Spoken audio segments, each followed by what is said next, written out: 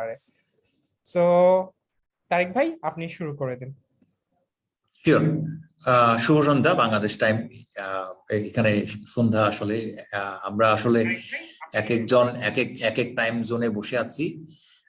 সেই জন্য সবাইকে শুভেচ্ছা। আসলে আমার মনে হয় যে আমি একটু এক্সাইটেড এই কারণে, এই যে এই প্ল্যানটি আমার গত বছর ছিল। আমি প্ল্যান করেছিলাম যে বেসিক্যালি 3জন বন্ধু আমরা যারা সমবয়সী, এর মধ্যে মকবুল এবং আমি অনেক পুরনো বন্ধু। ঢাকায় একটা সময় কাটিয়েছি, এটা 30-31 বছর আগে। তারপর মকবুল চলে যায়, কিন্তু তারপর একটা যোগাযোগ ছিল। আসলে হেলালের সাথে যোগাযোগটাও প্রায় এক যুগের কাছাকাছি, কিন্তু দেখা গেল যে আমরা সমবয়সী, নানা রকম জায়গায় মিল আছে আসলে। তো আমাদের আরেক বন্ধু আছে শাহিনদিল রিয়াজ, ওর ডাক নাম বুলবুল। সেও দীর্ঘকাল জার্মানিতে। কালকে তাকে নিয়ে আমরা স্পেশাল টক করেছি আসলে, অবজারভেশনাল ডকুমেন্টারি এন্ড কিভাবে তার ছবি সে করে। আসলে আমি গত বছর একটা প্ল্যান করেছিলাম যে আসলে যে এরকম একটা ডিসকাশন করা যায় কিনা। এটার কারণটা আমি একটু বলি। ইনফ্যাক্ট এখন তো ডায়াসপোরারা সব জায়গায় আসলে খুব বড় ইম্পর্টেন্ট রোল প্লে করছে, এবং বাংলাদেশেও দেখছি। আমি যদি একটা ইন্টারেস্টিং একটা এডিশন আপনাদেরকে বলি, আসলে সেটা হচ্ছে, হয়তো লিসা জানেন, লিসা যেহেতু লেখালেখি করেন, মূলত ফিল্ম মেকিং করছেন এখন, যে এই যে বাংলা একাডেমি একটা নতুন অ্যাওয়ার্ড চালু করেছে সৈয়দ বালিওয়ালের নামে, সেটা নিয়ে অনেকে খুব উচ্ছ্বসিত, আবার কেউ কেউ সমালোচনাও করছেন যে আসলে যে যারা ডায়াসপোরায় বসবাস করেন, যে লেখক বিভিন্ন দেশে ছড়িয়ে ছিটিয়ে আছেন, বাঙালি এবং বাংলাদেশি, পার্টিকুলারলি বাঙালি তো বটেই আপনার কি, তারা কেন আসলে ডায়াসপোরা লেখক হিসাবে আসলে স্বীকৃতি পাবেন, মূলধারা লেখক কেন না আসলে আপনারা কি। আমি এক ভদ্রলোককে চিনি না, আমার সাথে ফেসবুকে তার পরিচয়, আমি এখন নিজেও ফেসবুক রেগুলার না আসলে। কুলতা রায়, উনি নিউ ইয়র্কের থেকে একটা অনলাইন গল্প পার্ট বলে একটা ম্যাগাজিন করেন, অসাধারণ মনে হচ্ছে। আমি এখন তার গল্পের ভক্ত, আমার খুবই ভালো লাগে তার গল্প।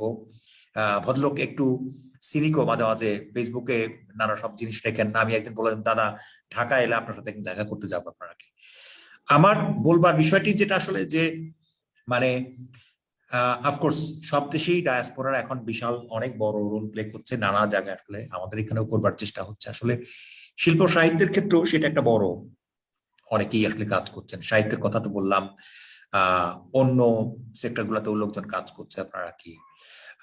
আকরাম খানকে নিয়ে কথা হয়, ব্রিটিশ বাংলাদেশি, অনেকেই আসলে নানা রকম জায়গা থেকে শিল্পের নানা সেক্টরে একটা কাজ করছেন আপনারা কি।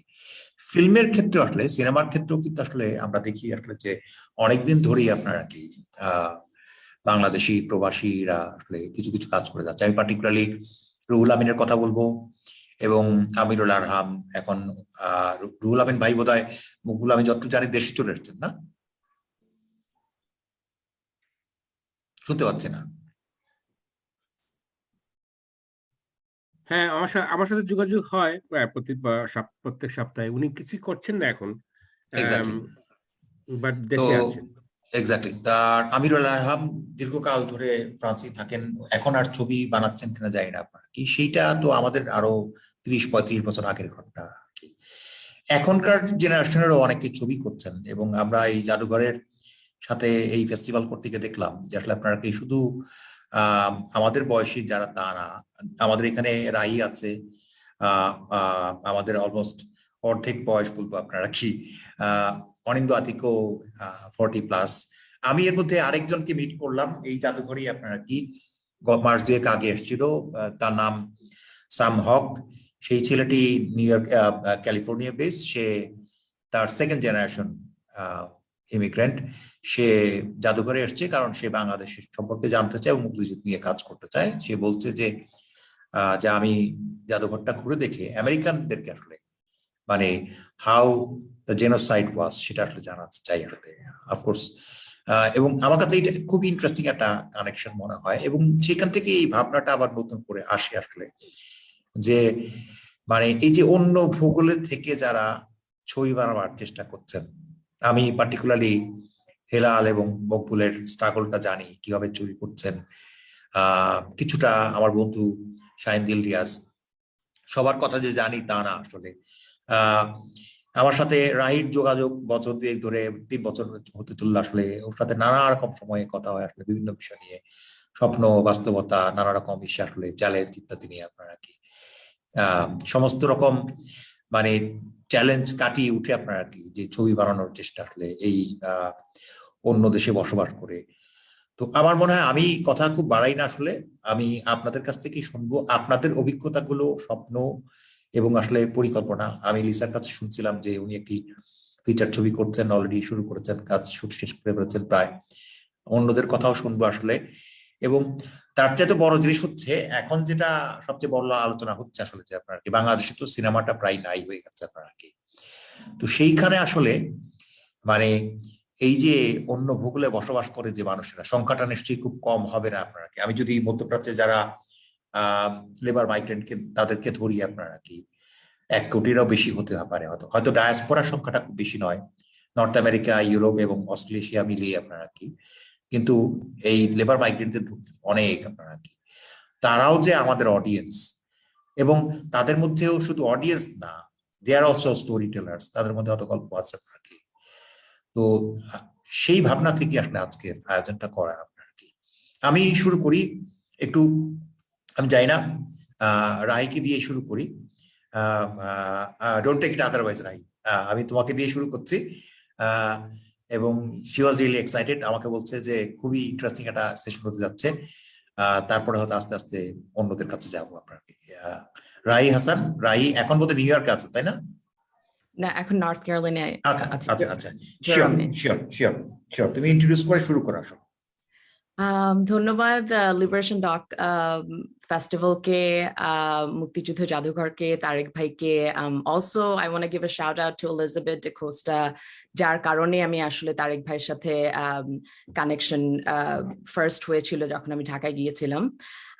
সো আমি একজন film maker, impact producer, cultural organiser, based in Durham, North Carolina এখন। এর আগে ছিলাম নিউ ইয়র্কে, প্রায় 14 বছরের মতো। এর আগে ছিলাম ঢাকায়। আর আসলে একটা I think one of the things about diaspora, being a filmmaker in diaspora, যেটা মেইন যে টপিকটা মাথায় আসে যে আমরা যখন বাংলাদেশে আছি, আমরা একজন আর্টিস্ট বা ফিল্ম মেকার, আমরা শুধু আর্টিস্ট বা ফিল্ম মেকার। যখনই আমরা দেশ থেকে বের হয়ে যাই তখনই আমাদের উপরে অনেক লেবেল চলে আসে। I am now a Bangladeshi film maker, South Asian filmmaker, right? I'm an immigrant. So আমরা যখন এই লেবেল গুলা পড়তে হয় তখন I feel like আমাদের ক্রিয়েটিভ প্রসেসটা একটু চেঞ্জ হয়ে যেতে হয়। Another issue is audience.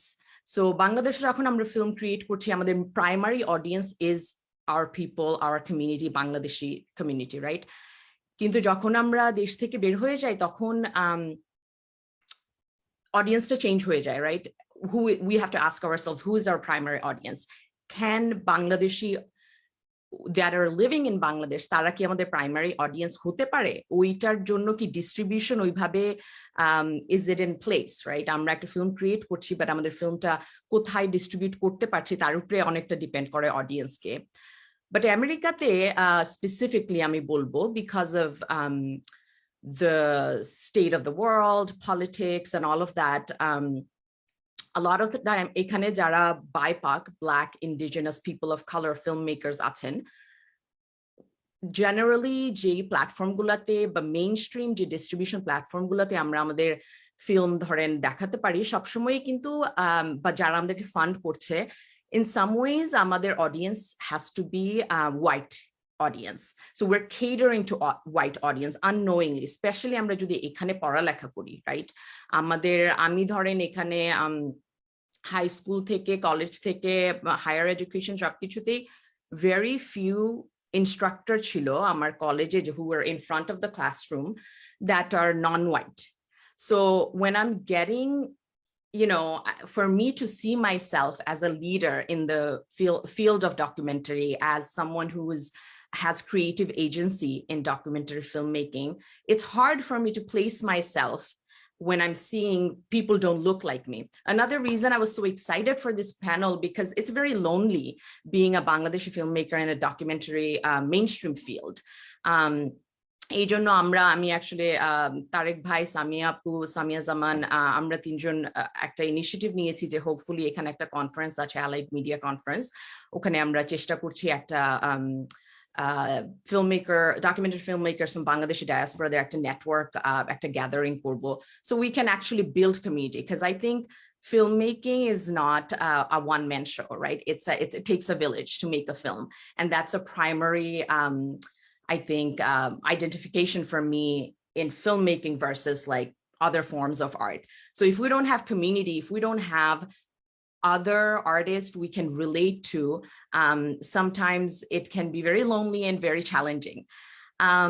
So this is kind of like my initial thought. I know Tariq Bhai wanted me to talk about Undocumented Filmmakers Collective. I don't want to take up too much space, so আমি briefly ওটা একটু বলছি, পরে আবার ওটাকে I can go more in detail about it. So 3 years ago, I co-founded a collective called Undocumented Filmmakers Collective. Ami personally undocumented ছিলাম for 19 years. And then I was able to, when I got my green card, Bangladeshe যেতে পেরেছিলাম আপনার 2 বছর আগে। যখন Dhaka Doc Club সম্পর্কে জানলাম, I was like, my mind was blown. I was like, oh my gosh, yes, there is community. Like I just had no idea, because it's like such a bubble, especially like the field I was in. So the birth of Undocumented Filmmakers Collective really happened because there are a lot of marginalized filmmakers in the United States, but undocumented filmmakers যারা আছেন বা undocumented community যারা আছেন, তারা কিন্তু আমেরিকার economy-তে contribute করছে, তারা tax pay করছে, regardless of their immigration status. কিন্তু when it comes to resources and funding, there is citizenship requirements. You have to have a green card, or you have to be a citizen to be able to get funding for filmmaking. And so I was at a conference called Getting Real that happens every 2 years in Los Angeles. And I was part of, I had gotten a fellowship from Firelight Media called for Impact Producers. So I was there with the other co-founders, Seth Hernandez Ronquillo, who is from Philippines. So আমরা দুইজন ওখানে ছিলাম, আমাদের একজন mentor ছিলেন Jean Sen, who's a producer and a filmmaker. Also, she's on the board of the Oscars.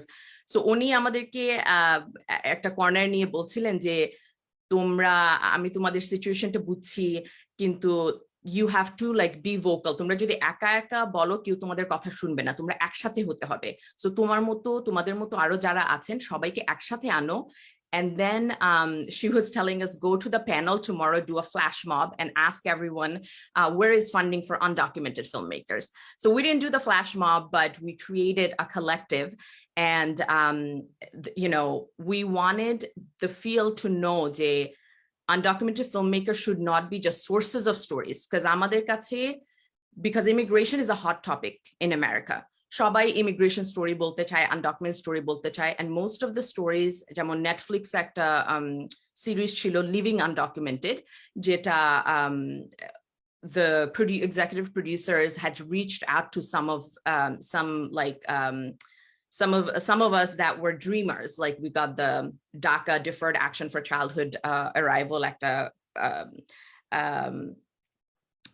Obama had created for যারা young মানুষ এখানে এসেছিল at the age of 15 or so.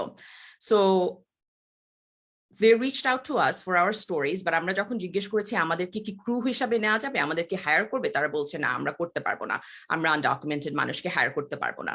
So then we published an open letter, and that series was actually up for nomination from IDA, International Documentary Association. So the day the award function was happening, we published our open letter, and we had a liaison, we had a partner, a friend who worked there, who printed the open letter and distributed it to all the audience. And everyone read that open letter, and that's how we got a lot of visibility.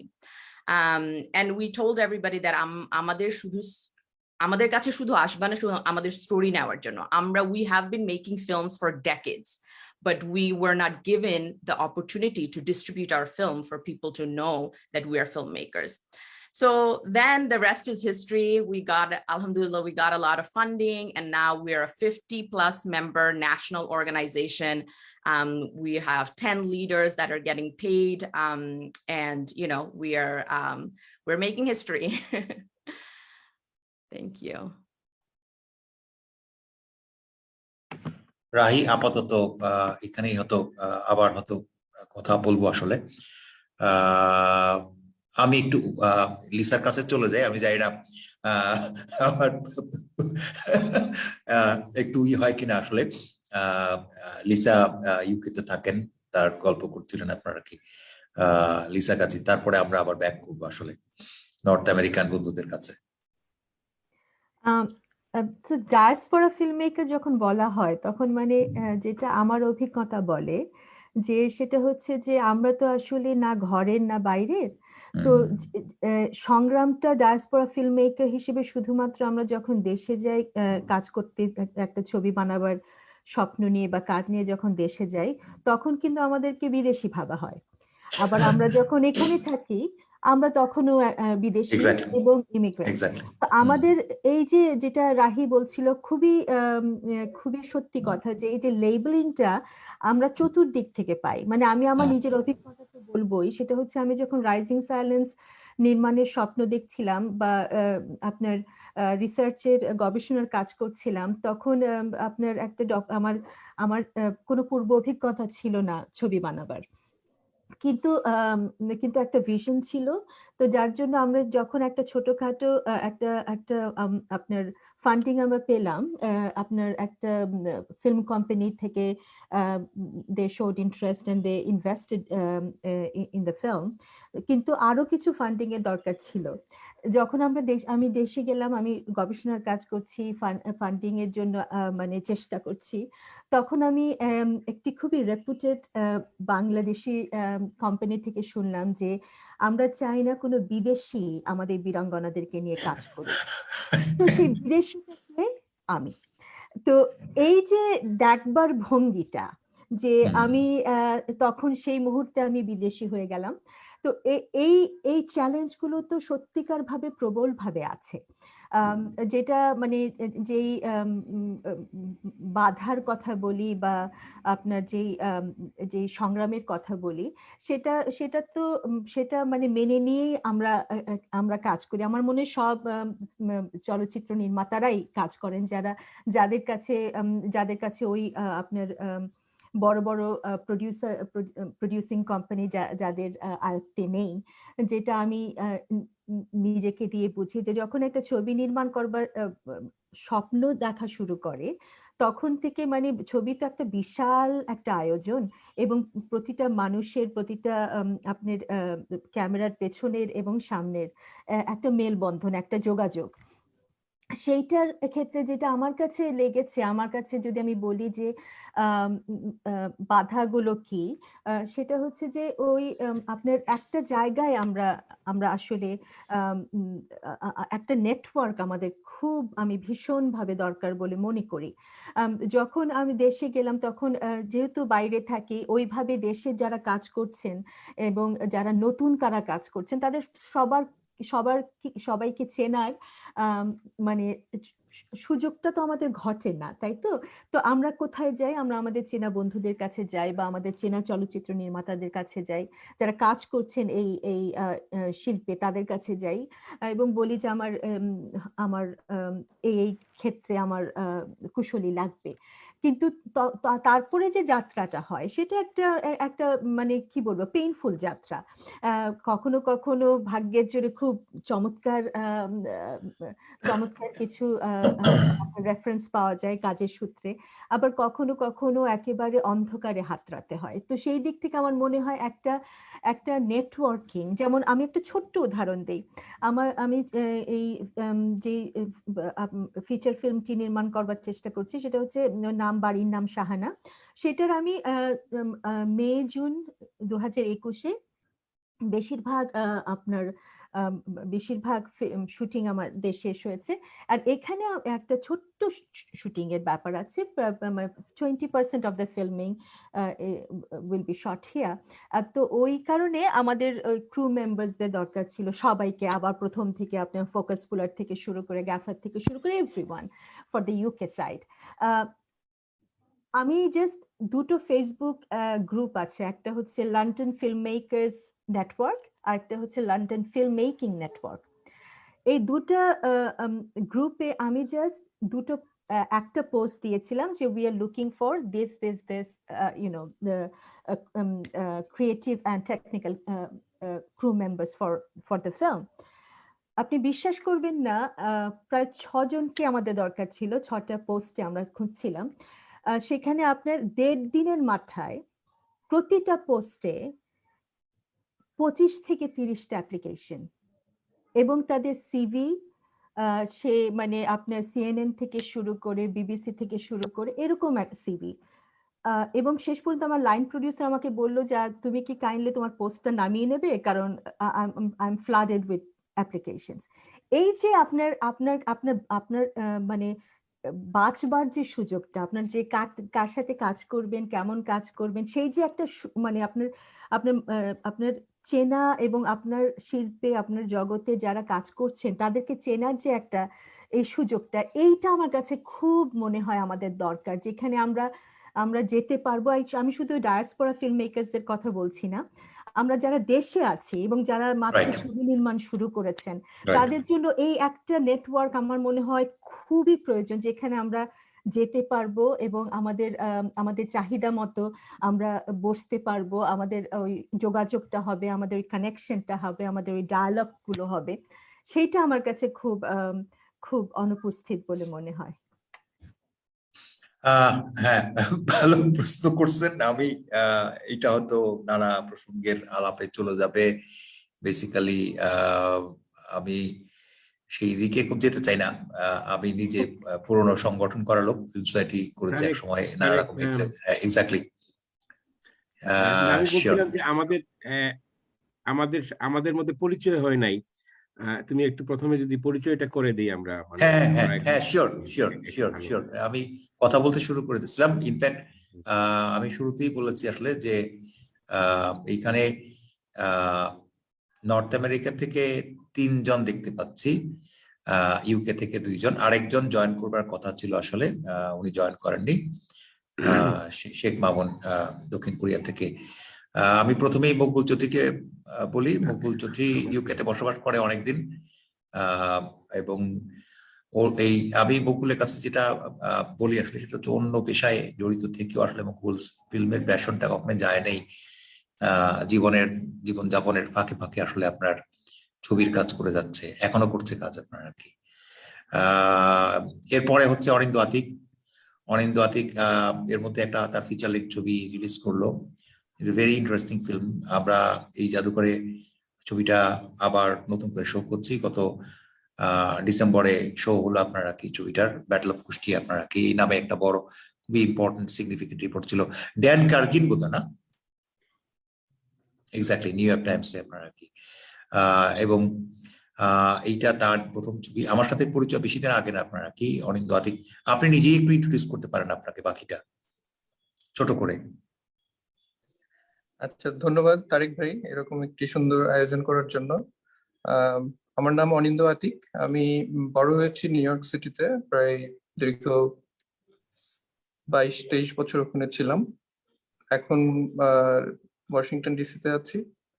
আর আমার প্রথম the battle of Kushtia আমার প্রথম feature length documentary film. এর আগে মূলত আমি কোনো ছবি ওইভাবে করিনি। জাদুঘরের জন্য একটা ছোট্ট প্রেজেন্টেশন তৈরি করেছিলাম একজন ফটোগ্রাফারকে নিয়ে, তিনিও কুষ্টিয়ারই ছিলেন ওই সময়। আর আমার কর্মক্ষেত্র advertising, television and all that. ঠিক আছে, ধন্যবাদ। হেলাল থাকে এখন আপনার মন্ট্রিয়ালে। হেলাল ইনফ্যাক্ট একটা ইন্টারেস্টিং জিনিস, লিসা যেমন বললেন, ব্যাক এন্ড ফোর্থ করে বাংলাদেশে এবং কানাডাতে আপনার কি ছবি বানায়। এবং আমি আমি নিজে খুব মানে ঈর্ষা করি, হেলালের মতো একটা জীবন যাপন করতে পারলে হয়তো ভালো ছিল আসলে। এটা আমি শুধু হেলাল আপনার সামনেই বলছি যে আমার বাসায়ও আমি এগুলো আমিও নিয়ে তারেক ভাই, কথাবার্তা আমিও বলি। আপনার সাথে যোগ হলাম। হ্যাঁ, হেলাল আপনি মানে আপনি আপনাকে একটু ইন্ট্রোডিউস করেন জাস্ট শর্টলি। তারেক ভাই যা বলছেন তাই, আর আর কি করবো। Thank you. আমরা আরেকের কথা শুনে মনে হলো যে নদীর এপার কহে ছাড়িয়া নিঃশ্বাস। এনিওয়ে লিসার কাছে আবার ব্যাক করি, আপনারা কি আলোচনাটা চলছিল, লিসার সাথে হয়তো অন্য অনেকের পরিচয় আছে, নাও থাকতে পারে। লিসা কাজী ইউকেতেই বসবাস করেন। আপনার তো কতদিন হলো? প্রায় 20 বছরের বেশি। 20 বছরের বেশি, জি। লিসা লেখালেখি করেন, ফিল্ম মেকিং করছেন এখন। আমি মূলত লেখক হিসেবেই তাকে চিন্তাম আগে, এখন ছবি নির্মাতা হিসেবে চিনছি আপনারা। বিশেষ করে আমরা গত ফেস্টিভ্যালে তার রাইজিং সাইলেন্স ছবিটা দেখালাম, আরো অনেক জায়গায় ছবিটা শো হচ্ছে আসলে, which is very interesting. আর রাহি হচ্ছে যেটা বললাম যে রাহি নিজেই বলেছে আপনারা যে দীর্ঘদিন আনডকুমেন্টেড ছিল আমেরিকাতে, সে এখন ফিল্ম মেকিং করছে, শর্ট ফিল্মের কাজ করছে, এক জায়গায় কাজ করতে সে করছে না। এবং মূলত এই যে কালেকটিভ নিয়ে যে আলাপগুলো করি সেটার একটা বড় ইসে আমেরিকাতে তার একটা বড় ইয়ে আছে, অ্যাক্টিভিজমটা খুবই ইম্পর্টেন্ট আসলে। আমি লিসা কাজের কাছে আবার ফিরি আসলে। আপনি বোধহয় আপনার ছবি নিয়ে কথা বলছিলেন। জি। আমি আম, ছবিটা আপনি যদি আমাকে কাইন্ডলি বলেন যে আপনি কি জানতে চাইছেন, তাহলে না আমি আমরা আসলে আরেকটু আপনি সহজ হবে আমার জন্য কিছু বলা। Sure, না আপনার আলোচনা শেষ করার পরে আমরা এক জায়গায় যেতে যাচ্ছিলাম, তখন মকবুল একটু ইন্টারভেন করেছিল আপনারা কি। শিওর, আমি বড় যে আসলে অরিন্দ আতিকের কাছে যাই আপনারা কি।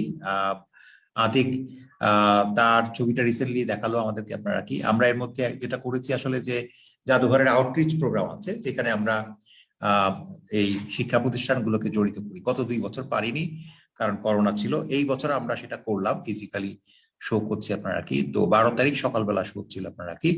একটা বেসরকারি বিশ্ববিদ্যালয়ের প্রায় 100-র কাছাকাছি স্টুডেন্টস সেখানে এলো, ছবিটা দেখেছে প্রায় 2 ঘন্টা ধৈর্য ধরে, এবং নানা রকম কমেন্টস।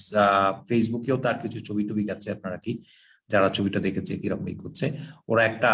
আমরা একটা কাগজ দিয়েছিলাম যে ছোট করে, ঠিক রিভিউ না, একটু কমেন্টস লেখার জন্য আপনারা কি। আতিক, আমার মনে হয় যে আপনার ছবিটা নিয়ে ইন্টারেস্টিং আলোচনা আমরা করেছি অলরেডি জাদুঘরেই আপনারা কি, কিন্তু আপনি আপনার নিজের সম্পর্কে যদি একটু বলেন এবং এখন কি ধরনের কাজ করছেন, পরিকল্পনা কি? ধন্যবাদ আবারও। ব্যাটল অফ কুষ্টিয়া ছোট করে আমি বলি। ব্যাটল অফ কুষ্টিয়াটা শুরু হয়েছিল একটা আর্টিকেল থেকে। আমি যখন ওই কুষ্টিয়ার ফটোগ্রাফারকে নিয়ে কাজ করছিলাম, লোকাল একজন ফটোগ্রাফার, 1971-এ উনি অনেকগুলো ছবি তুলেছিলেন। সম্ভবত আবু হামিদ রায়হান বোধহয় ভদ্রলোকের নাম।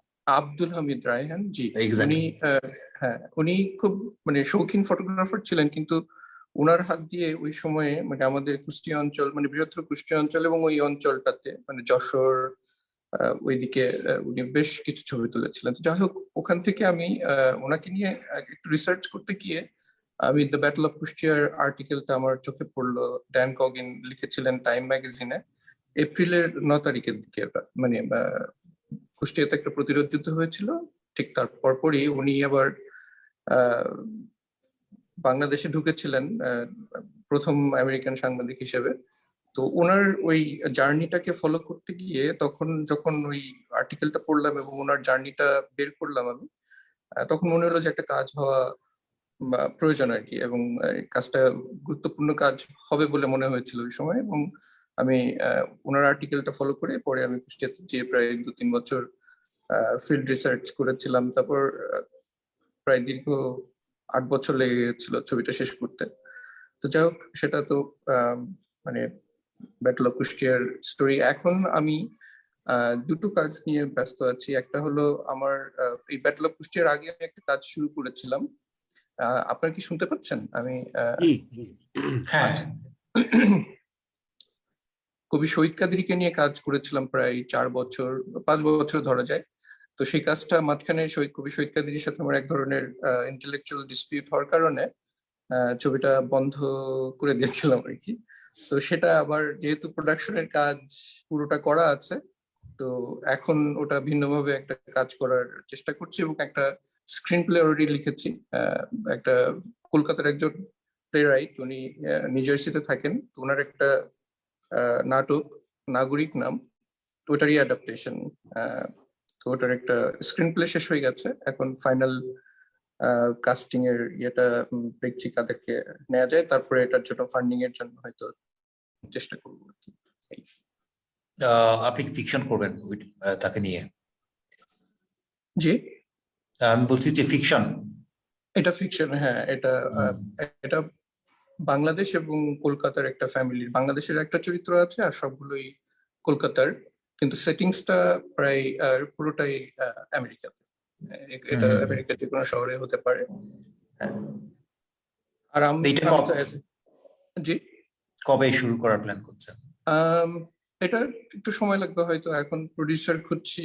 প্রডিউসার পাওয়ার পরে এটা ফান্ডিং এর জন্য, মানে কাস্টিংটা ফুল হয়ে গেলে প্রডিউসার পেলে দেন ফান্ডিং এর জন্য আমরা চেষ্টা করব। এটা সময় লাগবে, সময় লাগবে এটা। ঠিক আছে, আমি এবার হেলালের কাছে যাই। আমরা ইনফ্যাক্ট পরে আবার ফিরতে পারবো আপনারা কি। হেলাল, যেটা বললাম যে পরিচয় অলরেডি হয়ে গেছে। হেলাল, আপনি বোধহয় লাস্ট এলেন বোধহয় 2019-এ, তাই না? এক্স্যাক্টলি, পরে তো আর আসা হয়নি আপনারা কি। তো ইন বিটুইন করোনা একটা বড় ইয়ে চলে এসছে আপনারা কি। ইনফ্যাক্ট আপনার সাথে আমার কয়েক দফা মেসেঞ্জারে কথা হচ্ছিল, তখন বুঝতে পারছিলাম আপনারা কি যেটা হয় আপনার কি। আমি একটু এটা অন্যদের জন্য শুনি আপনারা কি। আপনার ইনফ্যাক্ট আমি এটা বলি, হেলাল হচ্ছে যেটা বললাম যে ফ্রিকুয়েন্টলি ব্যাক এন্ড ফোর্থ করে এবং ওই ছবি বানানোর একটা তাগিদ যেন আপনার তার মধ্যে অলওয়েজ কাজ করে। আমি খুব মুগ্ধ হয়ে তার শেষ ছবি যেটা জন্মলিয়া, এখন সে একটা প্রজেক্ট করছে যেটা ঢাকা ডক লেভেল পিচ করেছিল, সেটাও হয়তো বলবে। সেই ছবিটা দেখে আমি অবভিয়াসলি খুবই মুগ্ধ হয়েছে আপনারা কি। আমি হেলালকে বলছি শুরু করতে আপনার।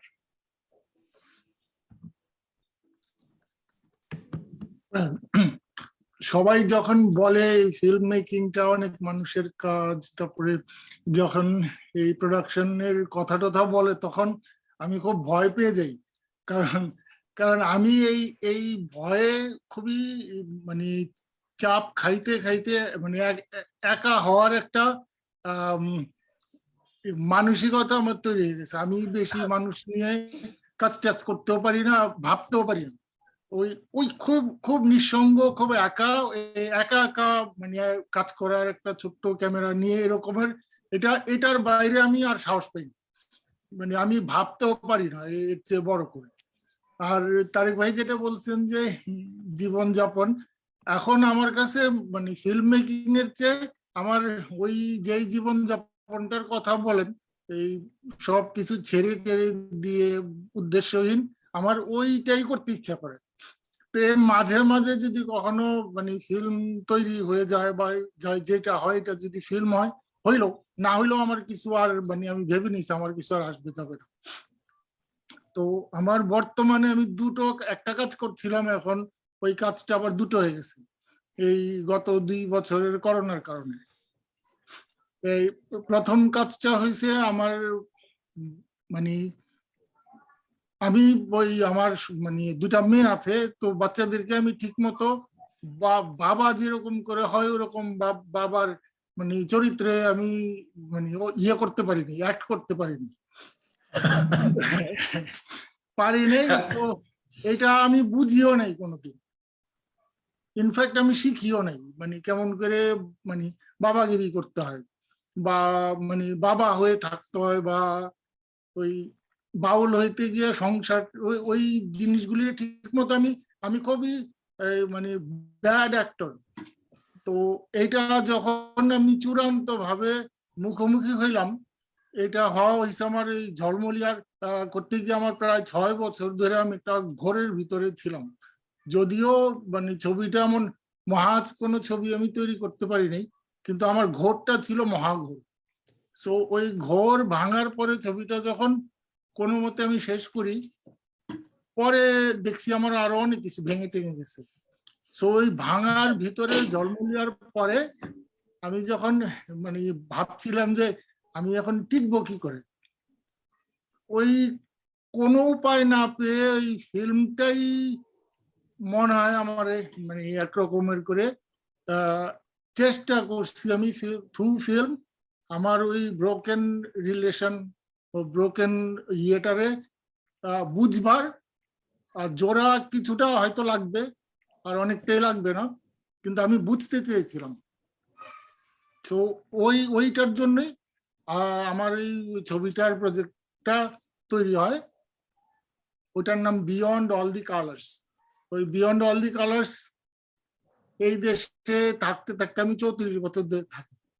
ওই মানে কালারের কথাটা অনেক শুনছি, যে মানে আমরা ওই ওই ওইটা একটা কাজ করছে।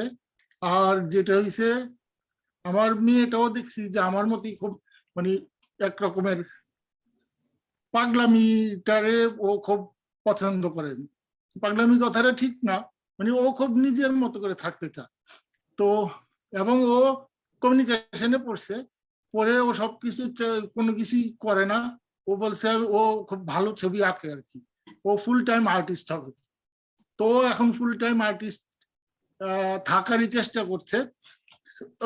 সো ওর যে রং নিয়ে খেলা, ওই রঙের সাথে সামাও আমার জীবনের যে এই মানে কন্যার সাথে এক রকমের প্রায় বিচ্ছেদ হয়ে যায় অবস্থা থেকে এই ফিল্মটা দিয়ে আমরা দুজনে মিলে এখন চেষ্টা করছি অনেকটাই মানে রিলেশনটার অনেক বিল্ড করতে পারছি। ও এখন আমার এই প্রজেক্টের খুবই খুবই কাছের একজন কোলাবোরেটর। সো এইটা ফিল্ম, এটা আমরা করছি আমাদের দুজনের জন্য। এরপরে এটা কি হবে না হবে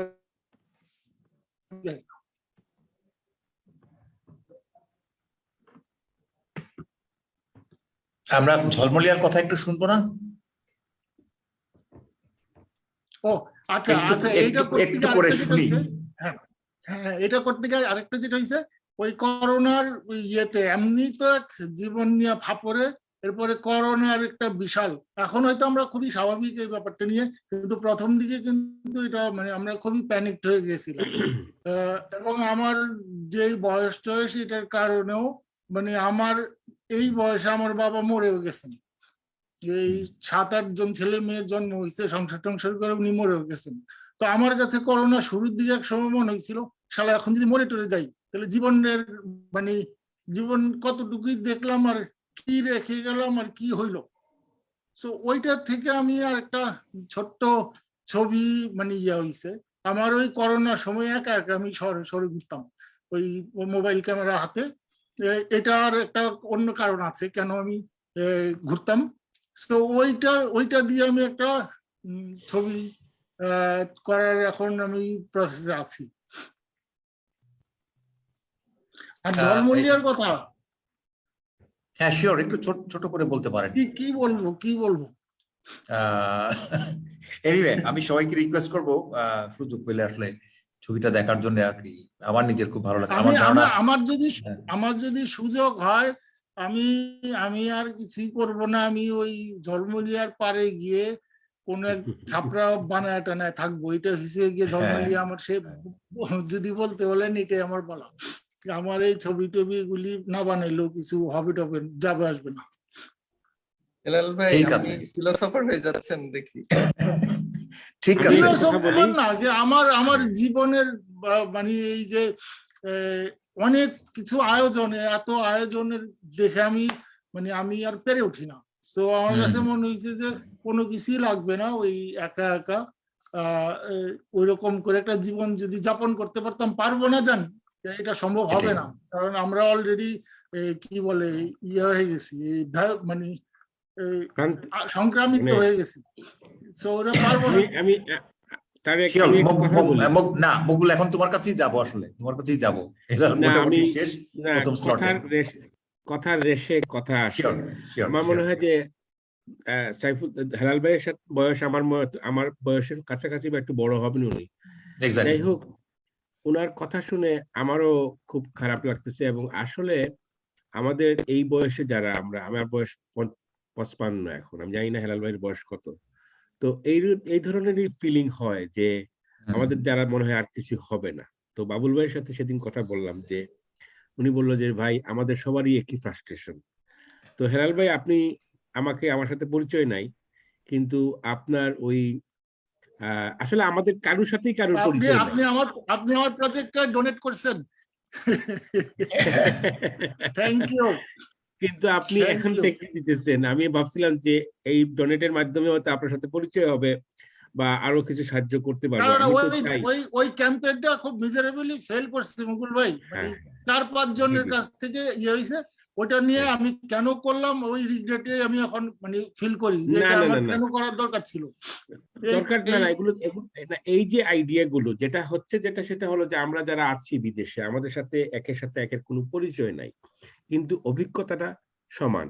হেলাল ভাইয়ের যে হেলাল ভাই তো যে কথাগুলো বললো, একটা ট্রু আর্টিস্টের কথা আর যে জীবনে উনি যে বললো যে আমি ফিল্ম করছি আমার জন্য এবং আমাদের মেয়েদের, এটাই আসলে ফিল্ম করার উদ্দেশ্য হওয়া উচিত আমি মনে করি।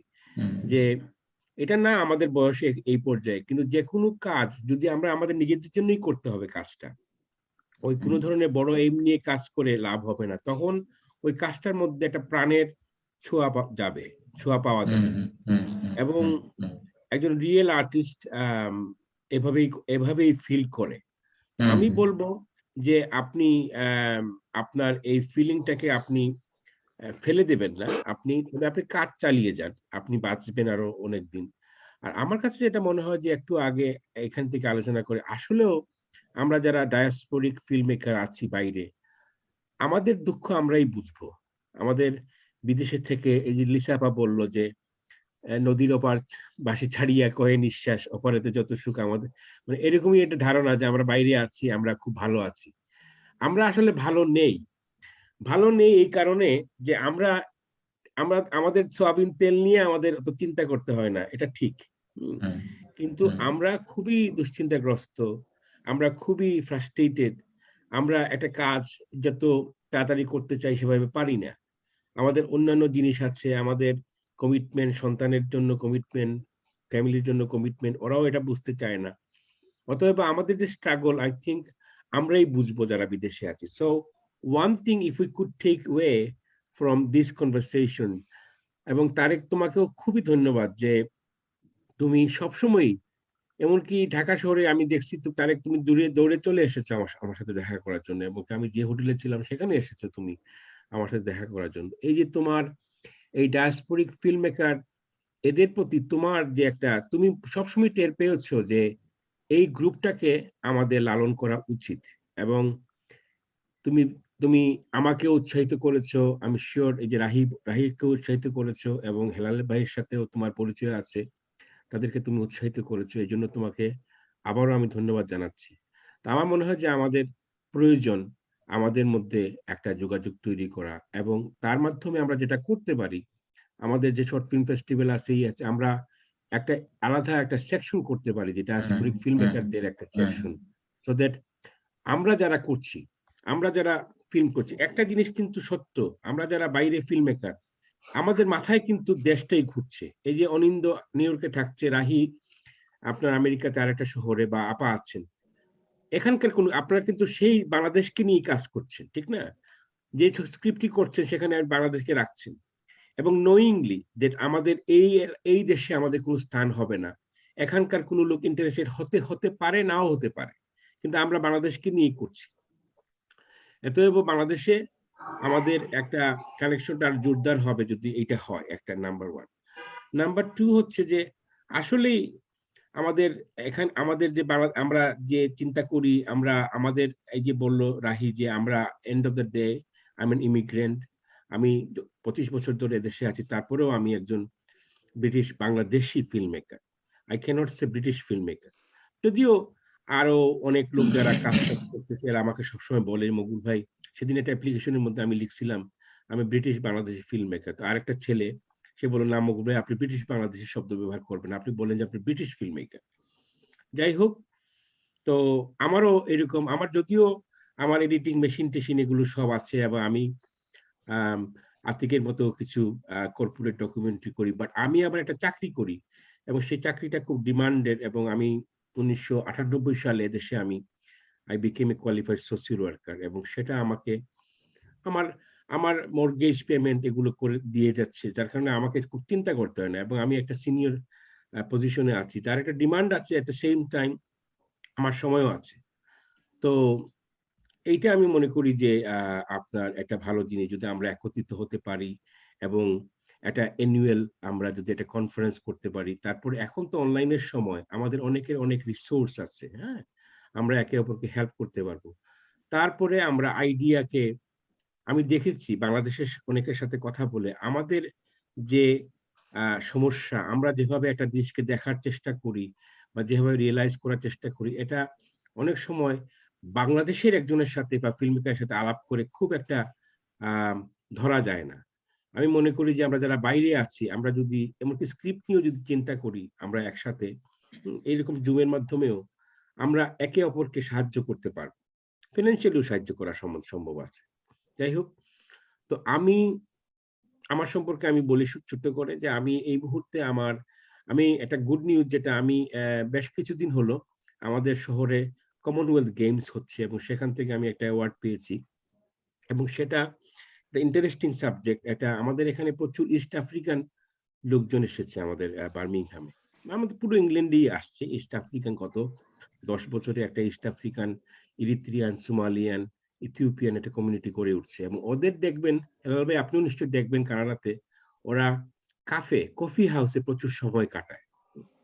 তো আমি আমার চাকরির কারণে আমি তো সোশ্যাল সার্ভিসে কাজ করি, আমি ওই অ্যাসাইলাম সিকারদের মিটিংটা আমি চেয়ার করি, তাদের কেয়ার মিটিংটা। তো সেখান থেকে একটা আগ্রহ নিয়ে আমি ওই তাদের কফি হাউসে বসতাম, এবং একটা আগ্রহ তৈরি হলো যে দেখে এটা কাফে কালচারের উপরে ডকুমেন্টারির জন্য। তো লাকিলি সেই ডকুমেন্টারি আইডিয়াটা আমাদের কমনওয়েলথ গেম অ্যাকসেপ্ট করেছে, এবং I have received a grant, quite a big amount, not a lot of amount, but about 20,000 পাউন্ডের একটা অ্যামাউন্ট। তো এই কাজটা আমি শুরু করছি, বাট খুব ইন্টারেস্টিং, ওই সমস্ত ইস্ট আফ্রিকান লোকগুলো আপনার খুবই difficult to access, but luckily আমি একটা ব্রেক থ্রো করছি, একটা চার্চের সাথে একটা সম্পর্ক হয়েছে, এবং 2টা ইস্ট আফ্রিকান ফিল্ম মেকার পাইছি যারা আমার গ্রুপে কাজ করতে পারবে। এবং this will be the first film আমার জন্য যেখানে আমি মনে করেন এই ধরনের একটা ফান্ড পেয়ে একটা ডকুমেন্টারি করব।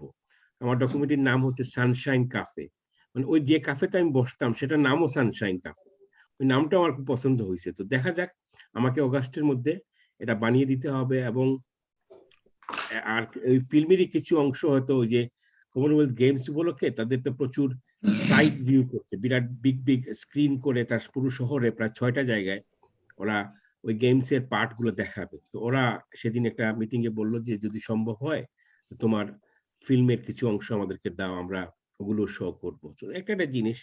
আর আমি নাসির আলী মামুনের উপরে একটা কাজ বহুদিন ধরে করতেছি, আমেরিকাতেও শুটিং করছি, কলকাতাতে, ফ্রান্সে, সেই কাজটা এডিটিং করতেছি। আবার এই মধ্যে আমার শারীরিকভাবেও আমার একটু আমি অসুস্থতা, মানে এখন ইনভেস্টিগেশন চলছে, সেটা দিয়ে আমি মানসিকভাবে একটু বিপর্যস্ত আছি। তা আমারও এখন 4টা ফিল্ম এই মুহূর্তে আমার মানে আমি এখানে আরেকটা 4টা ফিল্ম আমার হাতে এখন, যেটা আমাকে শেষ করতে হবে। আমি ভাবতেছি হয়তো এই 4টাই আমার জীবনের শেষ ছবি হবে, বা হয়তোবা আর হবে না, জানি না, মানে এরকম একটা পরিস্থিতিতে আছি। যাই হোক, তবে আমি মনে করি যে I can offer lot of advice, বা আমার স্কিল আমি শেয়ার করতে পারবো বিভিন্ন ক্ষেত্রে, মিউজিকের ব্যাপারে বা এডিটিং এর ব্যাপারে, যেহেতু আমি বহুদিন ধরে এডিটিং করছি নিজেই, এবং এডিটিং এর ব্যাপারে আমি পড়াশোনাও করি। আর আরেকটা জিনিস আমি করছি এখানে, এ পর্যন্ত 2টো নাটকে আমি ওরা আর্ট কাউন্সিল অফ ইংল্যান্ডের ফান্ডেড নাটকগুলো, সেখানে ওই নাটকের মধ্যে যে ভিজুয়াল তৈরি হয় সেই ভিজুয়াল গুলো আমি তৈরি করে দিচ্ছি। এবং একটা নাটক এখানে শেক্সপিয়ার ইনস্টিটিউটের সাথে আমি করেছি, পিয়ার আলীর ভাঙ্গা মুখ ছবিটার নাম, নাটকটার নাম। তো ওটা শেক্সপিয়ার ইনস্টিটিউট আমাদের ইউনিভার্সিটির এখানে ঢাকার একটা ছেলে পিএইচডি করছে, সে শেক্সপিয়ার ইন বেঙ্গলি। তো ওই নাটকটার প্রায় অর্ধেক, মানে ওটা খুবই একটা ইন্টারেস্টিং ডিজিটাল এবং যে রিয়েল স্পেসের যে একটা রিলেশনশিপ। তো ওইটাতে আপনার আমি ডিজিটাল কাজটা করছি। লাকিলি সেই নাটকটা ভেরোনাতে একটা ফেস্টিভ্যাল হয়, সেই ফেস্টিভ্যালে 8টা নাটকের মধ্যে একটা নাটক হিসাবে প্লে, সেখানে চান্স পাইছি। তো এটা একটা নতুন এভিনিউ দাঁড়াইছে। এর মধ্যে আমি আরেকটা কাজ করেছি, এখানে সেক্টর 12 নামে একটা মুক্তিযুদ্ধের উপরে একটা ড্রামা, এটা একটা R&D প্রোডাকশন, সেখানেও আমি ওই ভিজুয়ালটা করেছি। যাই হোক, তো আমাদের জানি না আর সবার অভিজ্ঞতা কিরকম, যে এই ধরনের একটা অভিজ্ঞতার মধ্যে দিয়ে যাচ্ছে, হতাশা, কিছুটা আশা, শারীরিক, সাংসারিক সমস্ত কিছু মিলিয়ে আমাদের এই জীবন। এটুকু পর্যন্ত আমি বললাম। ঠিক আছে, ধন্যবাদ বন্ধু মকবুল। ইনফ্যাক্ট মকবুল একটা সিগনিফিকেন্ট জায়গা বলছে আমার কাছে, যেটা খুব টাচ করে। আমি বলবো না যে এটা করতে হবে, কিন্তু এই চেনাচিনিটা দরকার ছিল। আমাদের কাজ আসলে এই, মানে আমি মেলবন্ধন বলতে পারি, আবার এই যে চেনাচিনির কাজটা, ম্যাচ মেকারের কাজটা হয়তো করলাম আর কি। আপনার এই যে ঘটক পাখি ভাই যে রোল প্লে করে সেইটা এক ধরনের। এবং হ্যাঁ, অফকোর্স আমরা এই মামুনকে মিস করছি। মামুন কোরিয়াতে থেকে ছবির কাজ করে, আপনারা কি শুনলেন, হয়তো তাকে জয়েন করাতে পারে তো আরো ভালো লাগতো। মকবুলের একটা প্রস্তাব খুব ভালো আপনার, যেটা আমি খুব ইন্টারেস্টেড আপনারা কি। আমি একটা জিনিস রিকোয়েস্ট করবো মকবুলকে, সেটা হচ্ছে যে যেটা এই যে আমরা শুরুতে আলাপ করার সময় যেটা করেছিলাম আসলে, যে ডায়াসপোরায় বাংলাদেশি যে সাহিত্য করেন যে মানুষেরা, তাদের জন্য বাংলা একাডেমিতে আলাদা পুরস্কার চালু করেছে, অলরেডি একটা প্রতিবাদ শুরু হয়েছে। তো আমার কাছে মনে হয় যে কোনো ফেস্টিভ্যালে ডায়াসপোরা, বাংলাদেশি ডায়াসপোরা ফিল্ম মেকারদেরকে আলাদা করার কারণ আমি দেখি না। কারণ হচ্ছে এক্স্যাক্টলি, আমি কখনোই এটা মনে করি না। কারণ আমরা যথেষ্ট বাক্সবন্দি এমনিতে। Right right right. কারণ আমি মনে করি এই যে অনিন্দ্য আতিকের ছবি দেখাচ্ছি, এই যে হেলালের ছবি দেখাচ্ছি, মকবুলের ছবি not a Penney not a can আমরা ফেস্টিভ্যালে দেখিয়েছি, ভবিষ্যতে হয়তো লিসা আপনার ছবি অলরেডি দেখানো হয়ে গেছে। আমরা আলাদা করে আমি কখনোই মনে করি না যে করা উচিত আসলে। কারণ যেটা লিসা আপনি বললেন, যেটা বলছিলেন যে আসলে বাংলাদেশে এলেও মনে করছে আপনাকে বিদেশি, আর আপনি ওইখানে তো অবশ্যই সব মিলিয়ে বিদেশি। আপনার কি এইটার থেকে পরিত্রাণ পাওয়ার একটা চেষ্টা হয়তো আপনার, মানে আমাদের নিজেদেরই করতে হবে আপনার কি। আমার কাছে যেটা মনে হয় আপনার কি, যে অফকোর্স এই চেনাচিনিটা দরকার ছিল। হ্যাঁ শিওর। ওই আমি একটু মাঝখান দিয়ে ঢুকলাম এই কারণে, পরে নিশ্চয়ই সেটা হয়েছে, আমি মানে আমাকে মনে হয় খুব হতাশ। আমি হতাশ না, আমার উপলব্ধি হয়েছে জীবনে, আমি হতাশ নেই। হ্যাঁ, আমার রিয়েলাইজেশন হয়েছে এক রকমের, এটা মানুষের এক একটা, আমার জীবনের এই পর্যায়ে আমার একটা রিয়েলাইজেশন আসছে, আমি অতটা হতাশ না, এইটুকুই। অফকোর্স এটা তো সত্যি কথা, শিওর। আমি একটু যোগ করতে চাই হেলাল ভাইয়ের সাথে, সেটা হচ্ছে যে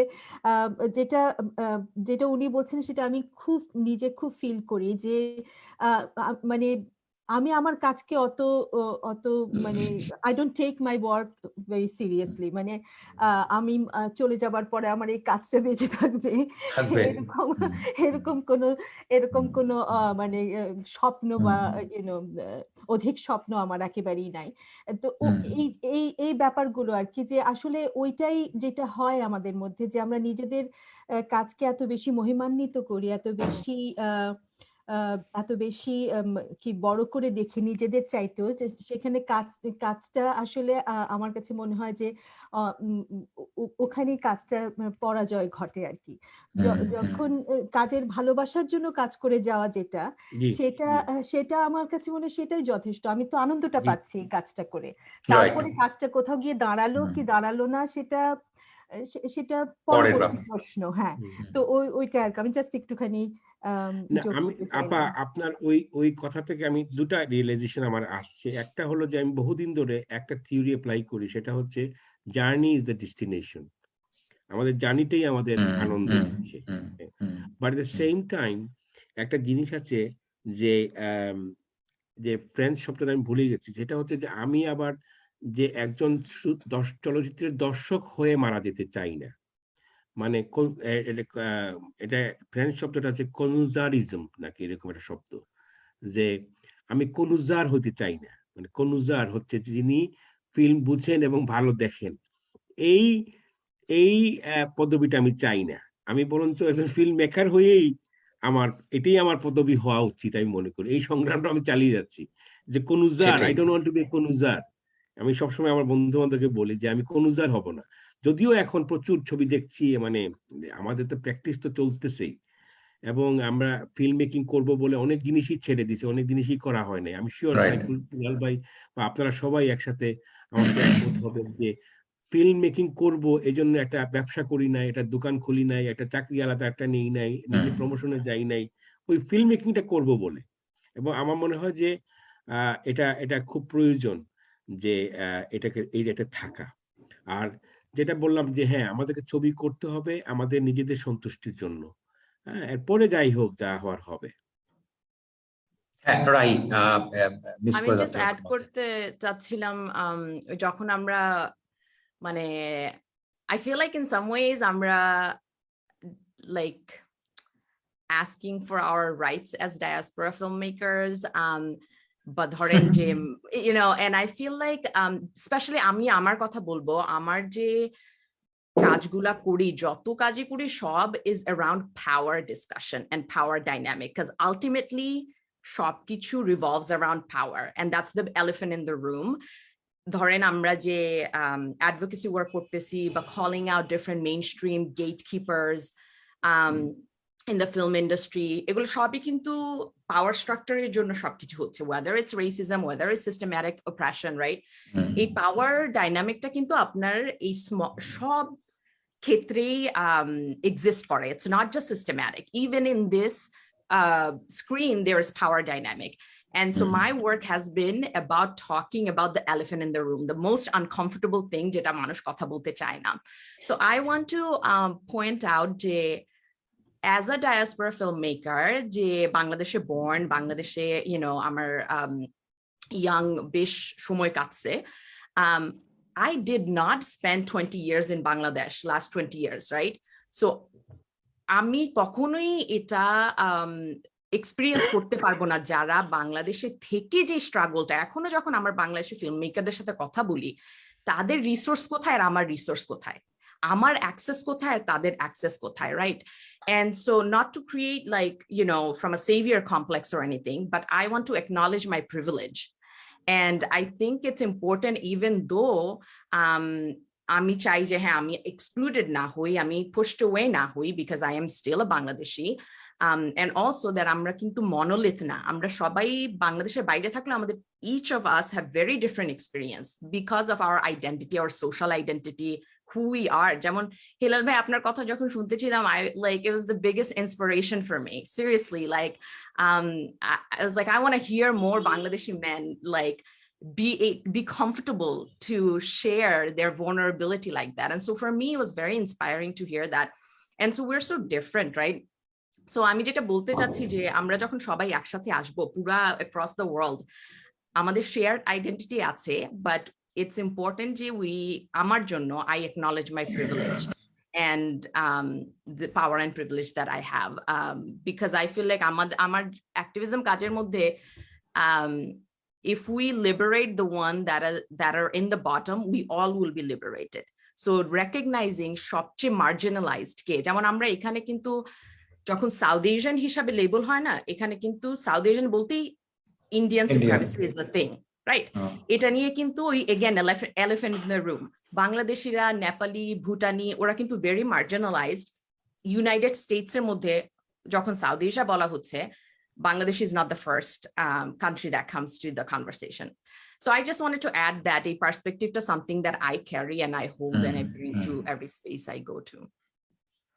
শিওর। আচ্ছা, আমার সময়ের সীমাবদ্ধতা আছে, আমরা যেটা বলবার আমার মনে হয় যে অ্যাটলিস্ট ওই যে যেটাকে বলে মানে আইস ব্রেকিং, আসলে সেটা শুরু করতে পেরেছি কোথাও। আর অফকোর্স আমার বন্ধু মকবুলের কথা থেকে কিছু পয়েন্ট এসছে ভালো আপনার কি, যে আসলে কোনো ইনফর্মাল নেটওয়ার্ক করা আসলে বা কনফারেন্স। আমি অবভিয়াসলি যেটা বললাম, লিসাও বলেছে যে আমরা আলাদা কোনো ইয়ে করতে চাই না, যে ডায়াসপোরা ফিল্ম মেকার আলাদা একটা শোকেস করবে ইত্যাদি, সেরকম না। কিন্তু এই যোগাযোগটা অবভিয়াসলি বাড়তেই পারে আপনার চেনাচিনিটা যখন হলো। এবং যেটা এই যে মকবুল বললো, যেটা আসলে নিজে করে থাকে আসলে, যে অন্য ফিল্ম মেকার পার্টিকুলারলি বাংলাদেশি যেখানেই থাকুক তাদেরকে সাপোর্ট দেওয়ার চেষ্টা করে, আমি নিজেও জানি আসলে সেটা আসলে করার চেষ্টা করে। সেই জায়গা থেকে আসলে কিন্তু এক ধরনের কানেক্টিভিটি তৈরি হতে পারে আসলে ইনফর্মালি। হয়তো যে এমন না যে এখান থেকেই তৈরি হয়ে যাবে তা না, গ্রাজুয়ালি এটা তৈরি হবে আসলে আপনারা কি।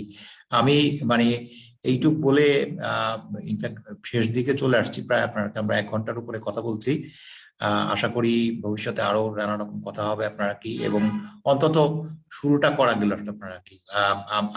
আমার দিক থেকে একটা চেষ্টা থাকবে, আমি আমার কলিগ শাওনকেও বলবো আপনাদের একটু হেল্প করতে আর কি। আপনাদের নিজেদের ইমেইল গুলো একজনের, ইনফ্যাক্ট একটা কমন মেইল লুপ আছে, সেখানে হয়তো করতে পারবেন। কেউ যদি আরেকজনকে কানেক্ট করতে চান বিয়ন্ড আস, সবসময় যে মিউজিয়ামের আমাদের হেল্প লাগবে তারা আপনারা কি করতে পারেন। দ্যাট উড রিয়েলি মানে আমাদেরকে ইন্সপায়ার করে ফার্দার আপনারা কি যে ধরনের করার জন্য। এবং আমি জানি না, রাহি তো বললো যেটা অ্যালাইড মিডিয়া কনফারেন্স করছে সেখানে যদি হয়, এটা বোধহয় জুনে, তাই না? জুনে ইনফ্যাক্ট সেখানে June 30 and July June 30 and July 1st. Right. এবং আমরা 3 জন, আমি, সামিয়া জামান আমার বন্ধু, অনেক সাথে পরিচয় আছে, এবং রাহি, আমরা এটাতে কো অর্গানাইজার আসলে ওই একটা পার্টিকুলার সেশন। সেখানেও অবভিয়াসলি আমি চাইবো আসলে যে কেউ জয়েন করার আপনারা কি, তাইলে হয়তো আরো বেশি ইন্টারেস্টিং হবে আপনারা কি। এবং এই যে ফার্দার টু কন্টিনিউ এই ধরনের এনগেজমেন্ট গুলো আপনারা কি, কারণ আসলে নেটওয়ার্কিং এর কোনো বিকল্প আমি দেখি না আপনারা কি। এবং এই ফেস্টিভ্যালটা থেকে আমরা শুরু করলাম, আমার গত বছর থেকে এই চেষ্টাটা ছিল, আসলে গত বছর পারিনি, নানা রকম আমাদের ফোকাস থাকে। এই ফেস্টিভ্যালটা যেহেতু মুক্তি জাদুঘর অর্গানাইজ করে আপনারা কি, তাদেরও প্রায়োরিটি থাকে। এই বছর সেটা করা গেল, আশা করি ভবিষ্যতে আবার সবার সাথে যোগাযোগ হবে আপনারা কি। আমি আপাতত কেউ ব্যক্তিগত যোগাযোগ করতে চাইলে অবভিয়াসলি করতে পারেন, আমার সাথে অন্যদের সাথে আপনারা কি, আমার সাথে মোরলেস সবারই যোগাযোগ আছে আপনারা কি। হ্যাঁ হ্যাঁ, অবশ্যই অবভিয়াসলি। তাইলে শেষ করি আপাতত, নিশ্চয়ই যোগাযোগটা থাকবে আপনারা কি। ইয়া, definitely. Thank you everybody. Thank you Everyone. হ্যাঁ, সবাইকে ধন্যবাদ, সবাইকে সবাই ভালো ধন্যবাদ। থাকবেন। জি। হ্যাঁ, সবাই ভালো থাকবেন, ধন্যবাদ।